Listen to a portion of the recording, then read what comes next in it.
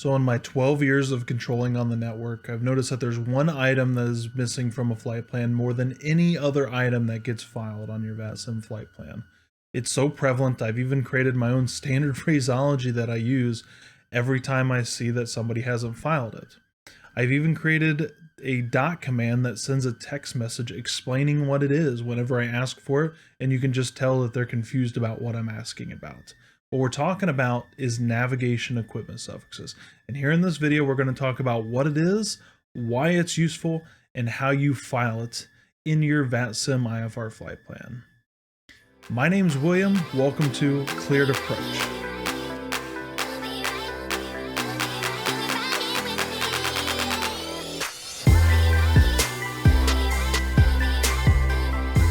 Welcome to my channel, Cleared Approach. We stream on Twitch. You can find me down at the links below. Feel free to give me a follow. We're here to talk about flight simulation and air traffic control procedures. Quick reminder, this is for simulation purposes only and involves procedures in the United States. So today we're talking about navigation equipment suffixes. What are they? Well, simply it is a letter. It goes in your flight plan after your aircraft type, and it lets controllers know what navigation capabilities you have on board the aircraft. Now, why is this important? It's important because controllers will give you clearances based on what you can and cannot fly based on the navigation capabilities you have. For example, if you do not have RNAV and you're navigating strictly with VOR radials, if I were to try to clear you direct an RNAV waypoint, you wouldn't be able to do that. Your navigation equipment suffix would tell me you're not capable of that, so I would simply not give you that instruction if you filed the letter correctly. Holy crap. It just started coming down out there, and there's the lightning and thunder. I can't really see it here, but it was a pretty good flash, and I wonder if this came through on the audio or not. It's coming down. I think it's all gonna bleed over in the audio. I don't know if I'll be able to do this video tonight. Hopefully it will stop here soon for me. Actually, no, we need the rain. I'm in North Texas. It's 105 today. Bring on the rain. The video can wait. So where were we? Equipment suffixes, right? Is what we're going to talk about. So here I'm going to bring up the AAM, and really any Google search should work just fine. Places even like FlightAware have these tables posted on their websites. One of the other important things is just making sure that you're using a table that's up to date, as these do change from time to time. So using this table to find the correct letter, we're simply just going to move from the left side of the table to the right side. Now, to avoid a really lengthy video about every single type of navigation equipment that can be on board an aircraft, we're not going to go highly in detail these, but just give a quick brief description. If you need any further information on any of the navigation equipment that we talk about in this video, feel free to leave a comment below or hit me up on Twitter. I'll be more than happy to explain them.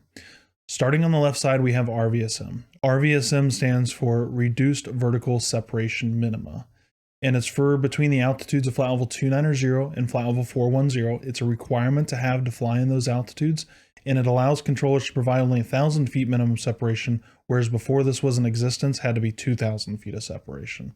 It is just equipment on the aircraft that's more accurate, and it ensures that aircraft navigate at the correct altitude.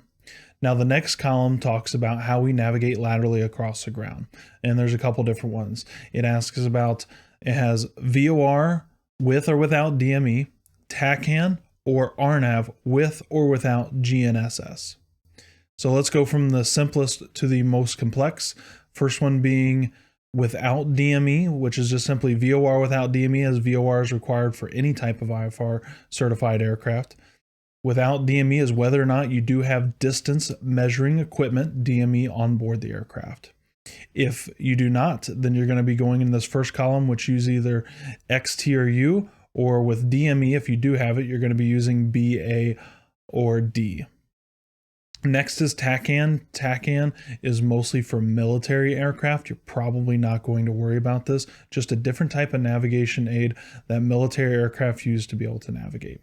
And lastly, RNAV. Now there's three types of RNAV, one of which uses GNSS and the other two that do not.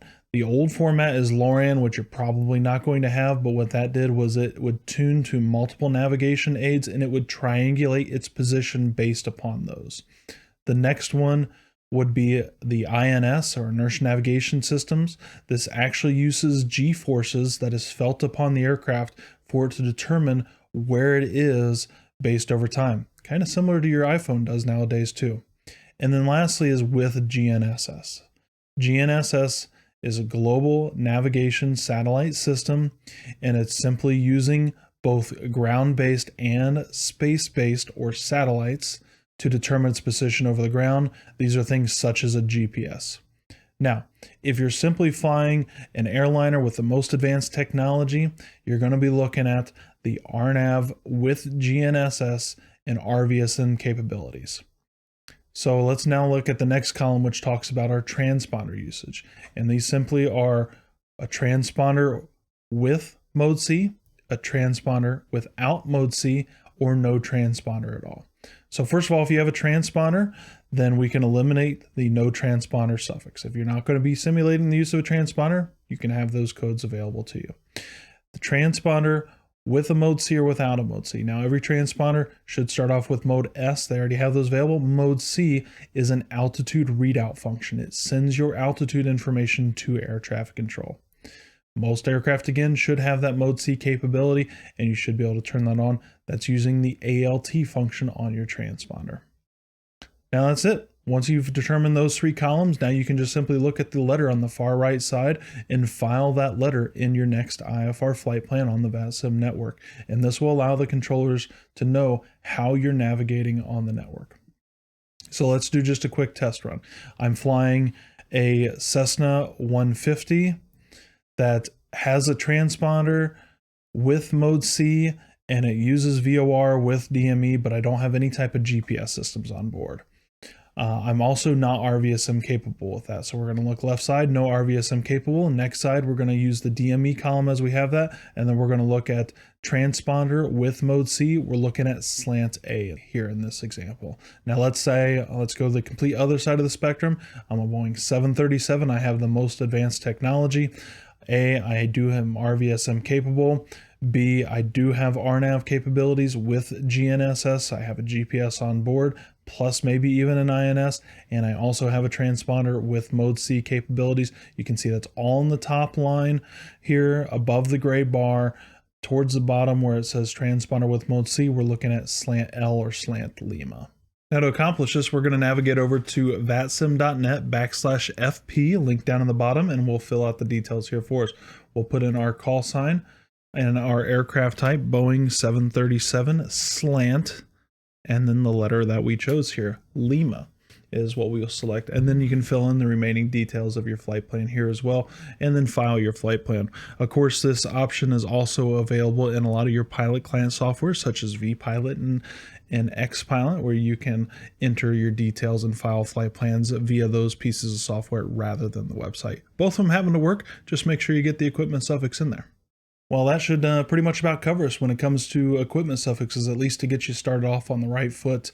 Now you at least have a good idea of what they are, why they're important, and how you can file them in your flight plan. Of course, you can dive deeper into the subject by doing a little bit more research, and feel free to ask me any questions that you came across on this video, either in the comments sections or over on Twitter. Of course, you can also follow me on Twitch as well. That's a great location to come and ask me any questions, where we sit around and talk about flight sim and air traffic control procedures while we're streaming air traffic control services for the VATSIM network live on Twitch down at the link below. If you like this video and you want to see more, don't forget to hit the subscribe and like buttons down below, so that way we can try to reach some more people that this information might benefit. Thanks for watching. Cleared approach.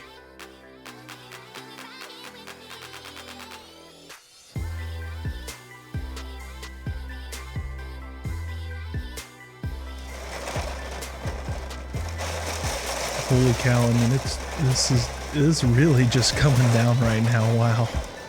Look at this wind is insane. Whew.